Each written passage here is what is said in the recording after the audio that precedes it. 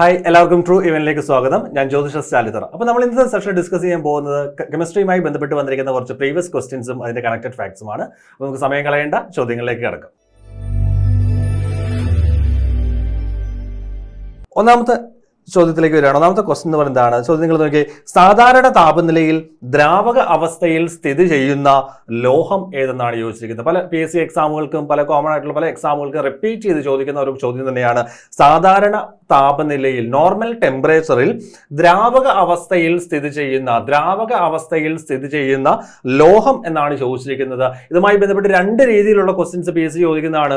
സാധാരണ താപനിലയിൽ ദ്രാവക അവസ്ഥയിൽ സ്ഥിതി ചെയ്യുന്ന ലോഹം ഏതെന്ന് ചോദിക്കാറുണ്ട്, സാധാരണ താപനിലയിൽ ദ്രാവക അവസ്ഥയിൽ സ്ഥിതി ചെയ്യുന്ന മൂലകം എന്ന് ചോദിക്കാറുണ്ട്. ഇങ്ങനെ രണ്ട് ചോദ്യങ്ങൾ വരാറുണ്ട്. നിങ്ങൾ നോക്കി, ആ രണ്ട് ചോദ്യങ്ങളുടെയും ഉത്തരം അതിന്റെ ഓപ്ഷനിൽ കിടപ്പുണ്ട്. അപ്പൊ നമുക്ക് ചോദ്യത്തിലേക്ക് വരാം. ഒന്നാമത്തെ ക്വസ്റ്റ്യൻ എന്താണ്? സാധാരണ താപനിലയിൽ ദ്രാവക അവസ്ഥയിൽ സ്ഥിതി ചെയ്യുന്ന ലോഹമാണ് ചോദിച്ചിരിക്കുന്നത്. ഓപ്ഷൻസ് നോക്കുമ്പോഴത്തേക്ക് നോക്കി, എന്തൊക്കെയാ ഓപ്ഷൻസ് നോക്കി. ഫസ്റ്റ് ഓപ്ഷൻ എന്ന് പറയുന്നത് മെർക്കുറിയാണ്, സെക്കൻഡ് ഓപ്ഷൻ എന്ന് പറയുന്നത് സ്വർണ്ണമാണ്, മൂന്നാമത്തത് ബ്രോമിൻ ആണ്, നാലാമത്തത് ഗാലിയമാണ്.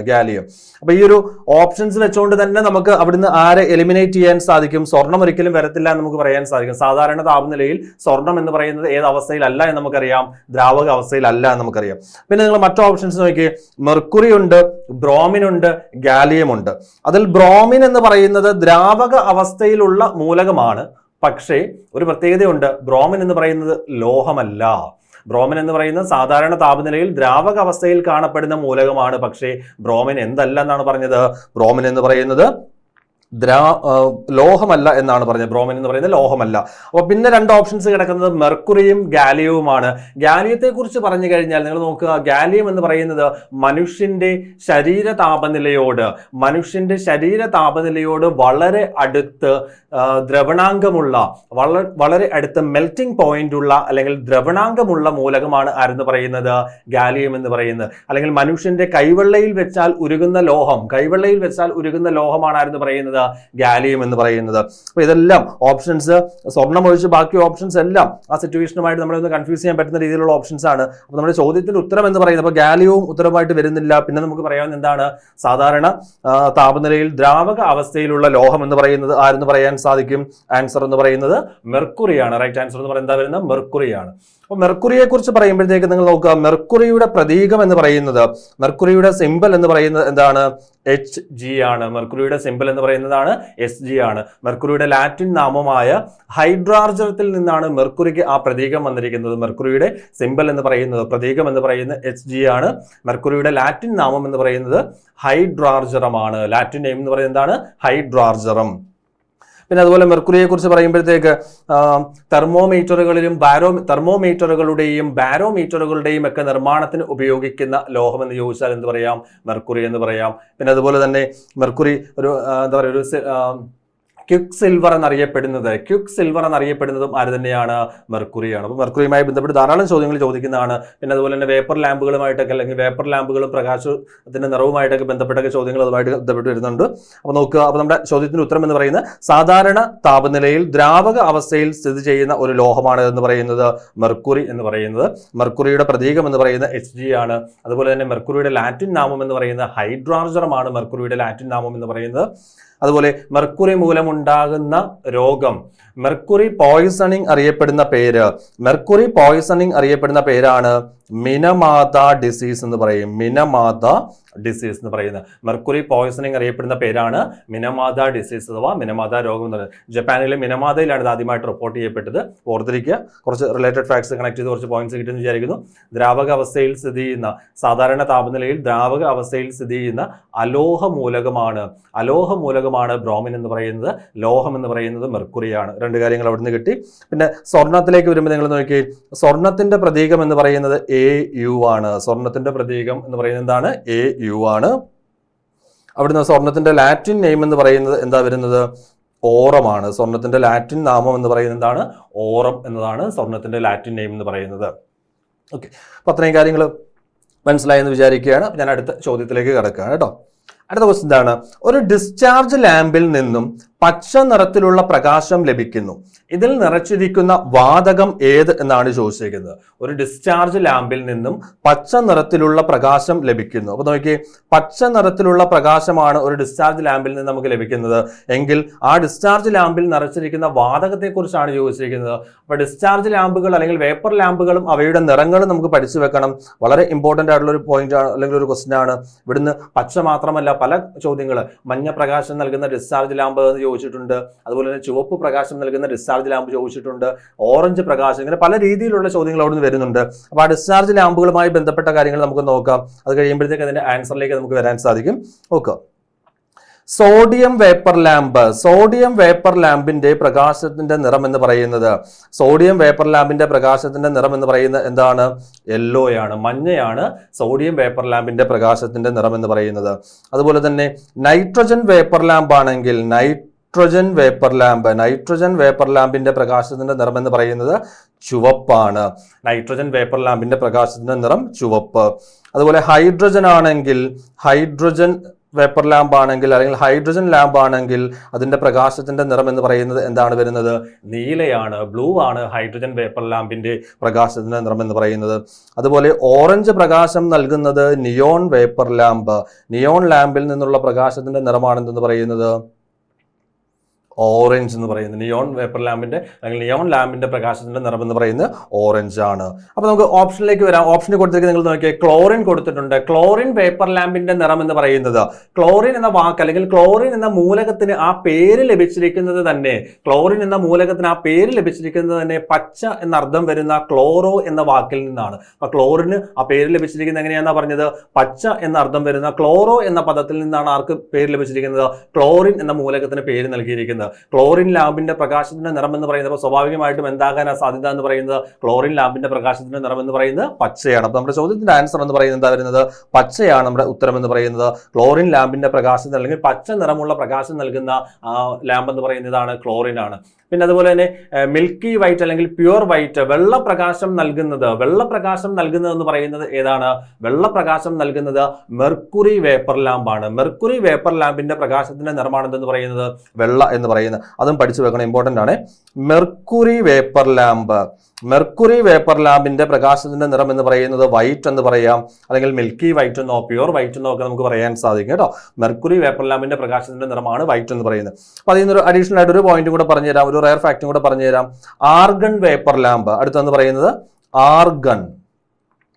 ആർഗൺ വേപ്പർ ലാമ്പിന്റെ പ്രകാശത്തിന്റെ നിറം എന്ന് പറയുന്നത് രണ്ട് രീതിയിൽ ഇത് ഓപ്ഷൻ തരാൻ സാധ്യതയുണ്ട്. ചിലപ്പോൾ അവർ നമുക്ക് ഓപ്ഷൻ തരുന്ന വയലറ്റ് എന്നായിരിക്കും ഓപ്ഷൻ തരുന്നത്. അങ്ങനെ തരികയാണെങ്കിൽ നമുക്ക് അത് മാർക്ക് ചെയ്യാം. ആർഗൺ വേപ്പർ ലാമ്പിന്റെ പ്രകാശത്തിന്റെ നിറം എന്ന് പറയുന്നത് പറയാം വയലറ്റ് എന്ന് പറയാം. ഇനി വയലറ്റ് ഇല്ല, വയലറ്റിന് പകരം മറ്റൊരു രീതിയിൽ വേണമെങ്കിൽ ഓപ്ഷൻ തരാം, പർപ്പിൾ എന്ന് വേണമെങ്കിൽ തരാൻ സാധിക്കും. അപ്പൊ ആർഗൺ വേപ്പർ ലാമ്പിന്റെ പ്രകാശത്തിന്റെ നിറം എന്ന് പറയുന്നതാണ് വയലറ്റ് അഥവാ പർപ്പിൾ ആണ് വരുന്നത്. വയലറ്റ് അഥവാ എന്താണ്? പർപ്പിൾ ആണ്. അപ്പൊ രണ്ട് രീതിയിൽ അത് പഠിച്ചു വെക്കുക. എങ്ങനെയാണോ ഓപ്ഷൻ തരുന്നത് അതുപോലെ മാർക്ക് ചെയ്യുക. ആർഗൺ വേപ്പർ ലാമ്പിന്റെ പ്രകാശത്തിന്റെ നിറം എന്ന് പറയുന്നത് വയലറ്റ് അഥവാ എന്ത് പറയാൻ സാധിക്കും? പർപ്പിൾ ആണ് വരുന്നത്. അപ്പോൾ വേപ്പർ ലാമ്പുകളും അവയുടെ നിറങ്ങളും വളരെ ഇമ്പോർട്ടന്റ് ആണ്. സോഡിയം വേപ്പർ ലാമ്പിന്റെ നിറം എന്ന് പറയുന്നതാണ് മഞ്ഞയാണ്. സോഡിയം വേപ്പർ ലാമ്പിന്റെ പ്രകാശത്തിന്റെ നിറം മഞ്ഞയാണ്. അവിടുന്ന് ഒരു കാര്യവും കൂടെ പഠിച്ചു വെച്ചോളുക. സോഡിയം യെല്ലോയുടെ തരംഗ ദൈർഘ്യം 589 നാനോമീറ്റർ ആണ്. സോഡിയം യെല്ലോയുടെ തരംഗ ദൈർഘ്യം എന്ന് പറയുന്നത് എന്താണ്? അല്ലെങ്കിൽ സോഡിയം വേപ്പർ ലാമ്പിലെ ലൈറ്റിന്റെ വേവ് ലെങ്ത് എന്ന് പറയുന്നത്, തരംഗ ദൈർഘ്യം എന്ന് പറയുന്നത് 589 നാനോമീറ്റർ ആണ്. നൈട്രജൻ വേപ്പർ ലാമ്പ് ചുവപ്പ് നിറമാണ്, ഹൈഡ്രജൻ ബ്ലൂ ആണ്, നിയോൺ വേപ്പർ ലാമ്പ് ഓറഞ്ച് ആണ്, മെർക്കുറി വേപ്പർ ലാമ്പ് എന്ന് പറയുന്നത് വൈറ്റ് ആണ്, ക്ലോറിൻ വേപ്പർ ലാമ്പിന്റെ പ്രകാശത്തിന്റെ നിറം എന്ന് പറയുന്നത് ഏതാ വരുന്നത്? ക്ലോറിൻ വേപ്പർ ലാമ്പിന്റെ പച്ചയാണ്. പച്ച എന്നർത്ഥം വരുന്ന ക്ലോറോ എന്ന പദത്തിൽ നിന്നും, ക്ലോറോ എന്ന വാക്കിൽ നിന്നും പേര് ലഭിച്ചിരിക്കുന്ന മൂലകമാണ് ആരെന്ന് പറയുന്നത്? ക്ലോറിൻ എന്ന് പറയുന്നത്. അതുപോലെ ഈ മൂലകങ്ങളുടെ നാമകരണം അല്ലെങ്കിൽ പേരിടിയിൽ വളരെ ഇമ്പോർട്ടന്റ് ആണ്. നിറങ്ങളുടെ പേരിൽ നിന്നൊക്കെ മൂലകങ്ങൾക്ക് ഒരുപാട് എലമെന്റ്സിന് പേരുകൾ നൽകിയിട്ടുണ്ട്. അതുപോലെ നിങ്ങൾ കേട്ടിട്ടുണ്ടായിരിക്കും റൂബി എന്ന് കേട്ടിട്ടുണ്ടോ? റെഡ് എന്ന മീനിങ് ഉള്ള വാക്കാണ് റൂബി എന്ന് പറയുന്നത്. അങ്ങനെ ചുവപ്പ് എന്ന അർത്ഥം വരുന്ന റൂബി എന്ന വാക്കിൽ നിന്നും, റൂബി എന്ന വേർഡിൽ നിന്നും അല്ലെങ്കിൽ ടേമിൽ നിന്നും പേര് നൽകിയിരിക്കുന്ന മൂലകമാണ് റുബീഡിയം എന്ന് പറയുന്നത്. പിന്നെ അതുപോലെ നമുക്കറിയാം സ്ഥലപ്പേരുകളിൽ നിന്ന് മൂലകങ്ങൾക്ക് പേര് നൽകാറുണ്ട്. അങ്ങനെ പല കാര്യങ്ങളുണ്ട്. ജർമേനിയം ഒക്കെ അതിന് എക്സാമ്പിൾ ആയിട്ട് പറയും. ജർമേനിയം, പൊളോണിയം, ഫ്രാൻസിയം, ഇതൊക്കെ ഇതിന് എക്സാമ്പിൾ ആണ്. അപ്പൊ ഞാനൊരു ചോദ്യം ചോദിക്കുകയാണ്, ഇൻഡിയം എന്ന മൂലകത്തിന്റെ പേരിന്റെ ആധാരം അല്ലെങ്കിൽ പേരിന്റെ അടിസ്ഥാനം എന്താണ്? ഇൻഡിയം എന്ന മൂലകത്തിന് ആ പേര് ലഭിച്ചിരിക്കുന്നത് എവിടെ നിന്നാണെന്നാണ് ചോദ്യം. ഓക്കെ, അപ്പൊ ഇന്ത്യ എന്ന മൂലകത്തിലേക്ക് വരുമ്പോഴത്തേക്ക് സ്വാഭാവികമായിട്ട് എല്ലാവർക്കും ഉള്ളൊരു തെറ്റിദ്ധാരണയാണ് ഇന്ത്യ എന്ന രാജ്യത്തിന്റെ പേരിൽ നിന്ന് പേര് ലഭിച്ച മൂലകമാണ് ഇന്ത്യ എന്നൊരു തെറ്റിദ്ധാരണയുണ്ട്. ഇന്ത്യ എന്ന രാജ്യത്തിന്റെ പേരിൽ നിന്നല്ല, സ്ഥലപ്പേരിൽ നിന്നല്ല ഇന്ത്യത്തിന് പേര് ലഭിച്ചിരിക്കുന്ന ഇൻഡിഗോ എന്ന നിറത്തിൽ നിന്ന് അല്ലെങ്കിൽ നിറത്തിൽ നിന്നാണ് ഇന്ത്യത്തിന് ആ പേര് ലഭിച്ചിരിക്കുന്നത് പറയുന്നത്. അപ്പൊ അതൊന്ന് ഓർത്ത് വെച്ചോണം കേട്ടോ. അപ്പൊ റൂബി, റുബീഡിയം, ക്ലോറിൻ പച്ച, ക്ലോറോ എന്ന വാക്കിൽ നിന്നാണ്. പിന്നെ അതുപോലെ തന്നെ ഇൻഡിഗോ എന്ന വാക്കിൽ നിന്ന് പേര് ലഭിച്ചിരിക്കുന്ന മൂലകമാണ് ആരെന്ന് പറയുന്നത്? ഇൻഡിയം എന്ന് പറയുന്നത്. ഇൻഡിഗോ എന്ന വാക്കിൽ നിന്ന് പേര് ലഭിച്ച മൂലകമാണ് ഇത് ഇൻഡിയം എന്ന് പറയുന്നത്. പിന്നെ അതുപോലെ നിങ്ങൾ ക്രോമിയം എന്ന് കേട്ടിട്ടില്ലേ? ക്രോം എന്ന വാക്കിൽ നിന്നും കളർ, നിറം എന്ന അർത്ഥം വരുന്ന ക്രോം എന്ന വാക്കിൽ നിന്ന് പേര് ലഭിച്ചിരിക്കുന്ന മൂലകമാണ് ഇത് ക്രോമിയം എന്ന് പറയുന്നത്. ഓക്കെ, അപ്പോൾ അത്രയും കാര്യങ്ങളൊന്ന് മനസ്സിലാക്കി വെക്കുക. പേപ്പർ ലാമ്പുകൾ വേണ്ട നിറങ്ങളൊക്കെ ഒന്ന് മനസ്സിലാക്കി വെക്കുക. രണ്ട് എലമെന്റ്സിന് ക്ലോറിന്റെ പേര് വന്ന് എങ്ങനെയാണ് നമ്മൾ മനസ്സിലാക്കി. അതുപോലെ തന്നെ കളറിൽ നിന്ന് പേര് ലഭിച്ച 2 എലമെന്റ്സ് ഏതൊക്കെയാണ് നമ്മൾ മനസ്സിലാക്കിയുണ്ടായി. ഓക്കെ, അപ്പോൾ നമുക്ക് അടുത്ത ചോദ്യത്തിലേക്ക് കടക്കാം കേട്ടോ. പ്രപഞ്ചത്തിൽ ഏറ്റവും കൂടുതൽ കാണപ്പെടുന്ന മൂലകം ഏതെന്നാണ് ചോദിച്ചിരിക്കുന്നത്. ഈ ഒരൊറ്റ ചോദ്യം നമുക്ക് പല രീതിയിൽ നമുക്ക് മോഡിഫൈ ചെയ്ത് പല രീതിയിൽ നമുക്ക് ഇതിനെ മാറ്റി വായിക്കാം. പല രീതിയിൽ PS ചെയ്ത് ചോദിച്ചിട്ടുണ്ട്. ഒന്ന്, ഈ തന്നിരിക്കുന്ന ചോദ്യം തന്നെ, പ്രപഞ്ചത്തിൽ ഏറ്റവും കൂടുതൽ കാണപ്പെടുന്ന മൂലകം എന്ന്. അതുപോലെ തന്നെ ചോദിക്കും, അന്തരീക്ഷത്തിൽ ഏറ്റവും കൂടുതൽ കാണപ്പെടുന്ന മൂലകം എന്ന് ചോദിക്കാറുണ്ട്. അല്ലെങ്കിൽ അന്തരീക്ഷ വായുവിൽ ഏറ്റവും കൂടുതൽ അടങ്ങിയിരിക്കുന്ന വാതകം ഏതെന്ന് ചോദിക്കാറുണ്ട്. അതുപോലെ തന്നെ അന്തരീക്ഷത്തിൽ ഏറ്റവും കൂടുതൽ കാണപ്പെടുന്ന രണ്ടാമത്തെ വാതകം ഏതെന്ന് ചോദിക്കാറുണ്ട്. പിന്നെ ചോദിക്കുന്നതാണ്, മനുഷ്യ ശരീരത്തിൽ ഏറ്റവും കൂടുതൽ കാണപ്പെടുന്ന മൂലകം, മനുഷ്യ ശരീരത്തിൽ ഏറ്റവും കൂടുതൽ അടങ്ങിയിരിക്കുന്ന മൂലകം ഏതെന്ന് ചോദിക്കാറുണ്ട്. മനുഷ്യ ശരീരത്തിൽ ഏറ്റവും കൂടുതൽ കാണപ്പെടുന്ന സംയുക്തം ഏതെന്ന് ചോദിക്കാറുണ്ട്. മനുഷ്യ ശരീരത്തിൽ ഏറ്റവും കൂടുതൽ അടങ്ങിയിരിക്കുന്ന ലോഹ സംയുക്തം ഏതെന്ന് ചോദിക്കാറുണ്ട്. ഇങ്ങനെ പല രീതിയിൽ ഒരേ ഫ്രെയിമിൽ തന്നെ ചെറിയ ചെറിയ മോഡിഫിക്കേഷൻസ് വരുത്തി പല രീതിയിൽ ആ ക്വസ്റ്റ്യൻസ് നമുക്ക് മാറ്റിയെടുക്കാൻ സാധിക്കും. അപ്പോൾ നമുക്ക് ഓരോ ചോദ്യത്തിന്റെ ഉത്തരത്തിലേക്ക് വരാം. അപ്പോൾ നമ്മുടെ ചോദ്യം നോക്കാം. പ്രപഞ്ചത്തിൽ ഏറ്റവും കൂടുതൽ കാണപ്പെടുന്ന മൂലകം എന്ന് പറയുന്നത്, പ്രപഞ്ചത്തിൽ ഏറ്റവും കൂടുതൽ കാണപ്പെടുന്ന മൂലകം എന്ന് പറയുന്നത് നമ്മുടെ ഹൈഡ്രജൻ ആണ് കേട്ടോ. പ്രപഞ്ചത്തിൽ ഏറ്റവും കൂടുതൽ കാണപ്പെടുന്ന മൂലകം എന്ന് പറയുന്ന ആരാണ്? ഹൈഡ്രജൻ ആണ്. പ്രപഞ്ചത്തിൽ ഏറ്റവും കൂടുതൽ കാണപ്പെടുന്ന മൂലകമാണ് ഹൈഡ്രജൻ എന്ന് പറയുന്നത്. ഈ ഹൈഡ്രജൻ വാതകം ഹൈഡ്രജൻ കണ്ടുപിടിച്ചതെന്ന് പറയുന്നത് ഹെൻറി കാവൻഡിഷ് ആണ്. ഹൈഡ്രജൻ കണ്ടുപിടിച്ചതെന്ന് പറയുന്ന ആരാണ്? ഹെൻറി കാവൻഡിഷ് ആണ് ഹൈഡ്രജൻ വാതകം കണ്ടുപിടിച്ചതെന്ന് പറയുന്നത്. അതുപോലെ നിങ്ങൾ മറ്റു ഓപ്ഷൻസ് നോക്കിയേ. നൈട്രജൻ ആണ്. നൈട്രജനെ കുറിച്ച് പറയുമ്പോഴത്തേക്ക് നമ്മുടെ അന്തരീക്ഷത്തിൽ ഏറ്റവും കൂടുതൽ കാണപ്പെടുന്ന, അറ്റ്മോസ്ഫിയറിൽ അന്തരീക്ഷ വായുവിൽ ഏറ്റവും കൂടുതൽ അടങ്ങിയിരിക്കുന്ന മൂലകം അല്ലെങ്കിൽ വാതകമാണ് ആരെന്ന് പറയുന്നത്? നൈട്രജൻ എന്ന് പറയുന്നത്. അപ്പൊ അന്തരീക്ഷ വായുവിൽ അടങ്ങിയിരിക്കുന്ന നൈട്രജന്റെ ശതമാനം ക്വസ്റ്റ്യൻ ചോദിക്കാറുണ്ട്. 78% അന്തരീക്ഷ വായുവിൽ അടങ്ങിയിരിക്കുന്ന നൈട്രജന്റെ അളവെന്ന് പറയുന്നത് എത്രയാണ്? 78% ആണ് നൈട്രജൻ അടങ്ങിയിരിക്കുന്നത് പറയുന്നത്. ഓർത്തിരിക്കുക, 2 ചോദ്യങ്ങൾ, അത് തന്നെ 2 ക്വസ്റ്റ്യൻസ് ആയിട്ട് ചോദിക്കും. അന്തരീക്ഷ വായുവിൽ ഏറ്റവും കൂടുതൽ അടങ്ങിയിരിക്കുന്ന വാതകം ഏതെന്ന് ചോദിക്കും, അത് നൈട്രജൻ ആണ്. അന്തരീക്ഷ വായുവിലെ നൈട്രജന്റെ അളവ് അല്ലെങ്കിൽ നൈട്രജന്റെ ശതമാനം എത്രയെന്ന് ചോദിക്കും. അപ്രോക്സിമേറ്റ്ലി 78% ആണ് അന്തരീക്ഷ വായുവിൽ ആരടങ്ങിയിരിക്കുന്നത്? നൈട്രജൻ അടങ്ങിയിരിക്കുന്നത് പറയുന്നത്. പിന്നെ അതുപോലെ തന്നെ അന്തരീക്ഷ വായുവിൽ ഏറ്റവും കൂടുതൽ കാണപ്പെടുന്ന രണ്ടാമത്തെ വാതകം അല്ലെങ്കിൽ രണ്ടാമത്തെ മൂലകം എന്ന് പറയുന്നത്, അന്തരീക്ഷ വായുവിൽ ഏറ്റവും കൂടുതൽ അടങ്ങിയിരിക്കുന്ന രണ്ടാമത്തെ വാതകം എന്ന് പറയുന്നത് ആരാണ്? ഓക്സിജൻ ആണ്. രണ്ടാമത്തെ ആളെന്ന് പറയുന്നത് ഓക്സിജൻ ആണ് വരുന്നത്. ഓക്സിജനെ കുറിച്ച് പറയുമ്പോഴത്തേക്ക് ഓക്സിജന്റെ ശതമാനം എന്ന് പറയുന്നത്, അന്തരീക്ഷ വായുവിൽ അടങ്ങിയിരിക്കുന്ന ഓക്സിജന്റെ ശതമാനം എന്ന് പറയുന്നത് എത്രയാണ്? 21%. 21% ആരടങ്ങിയിരിക്കുന്നത്? ഓക്സിജൻ അന്തരീക്ഷ വായുവിൽ അടങ്ങിയിരിക്കുന്നു പറയുന്നത്. പിന്നെ നോക്കുക, മനുഷ്യ ശരീരത്തിൽ ഏറ്റവും കൂടുതൽ കാണപ്പെടുന്ന അല്ലെങ്കിൽ മനുഷ്യ ശരീരത്തിൽ ഏറ്റവും കൂടുതൽ അടങ്ങിയിരിക്കുന്ന മൂലകം, എലമെന്റ് എന്ന് ചോദിച്ചാലും മാറ്റമൊന്നുമില്ല, അത് ഓക്സിജൻ തന്നെയാണ്. മനുഷ്യ ശരീരത്തിൽ ഏറ്റവും കൂടുതൽ അടങ്ങിയിരിക്കുന്ന മൂലകം എന്ന് പറയുന്നത് ആരാണ്? ഓക്സിജൻ ആണ്. എന്നാൽ മനുഷ്യ ശരീരത്തിൽ ഏറ്റവും കൂടുതൽ അടങ്ങിയിരിക്കുന്ന സംയുക്തം, കോമ്പൗണ്ട് എന്നാണ് ചോദിക്കുന്നതെങ്കിൽ അതാരാണ്? ജലമാണ്. മനുഷ്യ ശരീരത്തിൽ ഏറ്റവും കൂടുതൽ അടങ്ങിയിരിക്കുന്ന സംയുക്തം എന്ന് പറയുന്നത്, കോമ്പൗണ്ട് എന്ന് പറയുന്നത്, ഹ്യൂമൻ ബോഡിയിൽ ഏറ്റവും കൂടുതൽ അടങ്ങിയിരിക്കുന്ന കോമ്പൗണ്ട് എന്ന് പറയുന്ന ആരാണ്? ജലമാണ്. അതുപോലെ തന്നെ മനുഷ്യ ശരീരത്തിൽ ഏറ്റവും കൂടുതൽ അടങ്ങിയിരിക്കുന്ന ലോഹ സംയുക്തം എന്നാണ് ചോദിക്കുന്നതെങ്കിൽ, മെറ്റാലിക് കോമ്പൗണ്ട് ഏതെന്നാണ് ചോദിക്കുന്നതെങ്കിൽ, മനുഷ്യ ശരീരത്തിൽ ഏറ്റവും കൂടുതൽ അടങ്ങിയിരിക്കുന്ന ലോഹ സംയുക്തം എന്ന് പറയുന്നത് കാൽസ്യം ഫോസ്ഫേറ്റ് ആണ്. കാൽസ്യം ഫോസ്ഫേറ്റ് ആണ് കേട്ടോ. കാൽസ്യം ഫോസ്ഫേറ്റ് ആണ് മനുഷ്യ ശരീരത്തിൽ ഏറ്റവും കൂടുതൽ അടങ്ങിയിരിക്കുന്ന ലോഹ സംയുക്തം. അപ്പൊ 2 കാര്യങ്ങൾ ഓർത്തിരിക്കുക. നമ്മുടെ ശരീരത്തിൽ ഏറ്റവും കൂടുതൽ കാണപ്പെടുന്ന സംയുക്തം ജലമാണ്. ശരീരത്തിന്റെ 80% ജലമാണ് നമുക്ക് പറയാം. ശരീരത്തിൽ ഏറ്റവും കൂടുതൽ അടങ്ങിയിരിക്കുന്ന ലോഹ സംയുക്തം എന്ന് പറയുന്ന കാൽസ്യം ഫോസ്ഫേറ്റ് ആണ്. നമ്മുടെ ശരീരത്തിലെ എല്ലുകളും പല്ലുകളും ഒക്കെ നിർമ്മിക്കപ്പെട്ടിരിക്കുന്ന സംയുക്തമാണ് കാൽസ്യം ഫോസ്ഫേറ്റ് എന്ന് പറയുന്നത്. അതുകൊണ്ട് തന്നെ അവിടുന്ന് വീണ്ടും ഒരു പോയിന്റും കൂടെ നമുക്ക് പഠിക്കാൻ സാധിക്കും. മനുഷ്യ ശരീരത്തിൽ ഏറ്റവും കൂടുതൽ കാണപ്പെടുന്ന ലോഹം എന്ന് ചോദിച്ചു കഴിഞ്ഞാൽ കാൽഷ്യമാണ്. മനുഷ്യ ശരീരത്തിൽ ഏറ്റവും കൂടുതൽ കാണപ്പെടുന്ന ലോഹം എന്ന് പറയുന്ന ആരാണ്? കാൽഷ്യമാണ്. എല്ലുകളുടെയും പല്ലുകളുടെയും ഒക്കെ ആരോഗ്യത്തിന് ആവശ്യമായിട്ടുള്ള സംയുക്തം അല്ലെങ്കിൽ ആവശ്യമായിട്ടുള്ള മൂലകം അല്ലെങ്കിൽ ആവശ്യമായിട്ടുള്ള ലോഹം എന്നൊക്കെ ചോദിച്ചു കഴിഞ്ഞാൽ ഏതാണ്?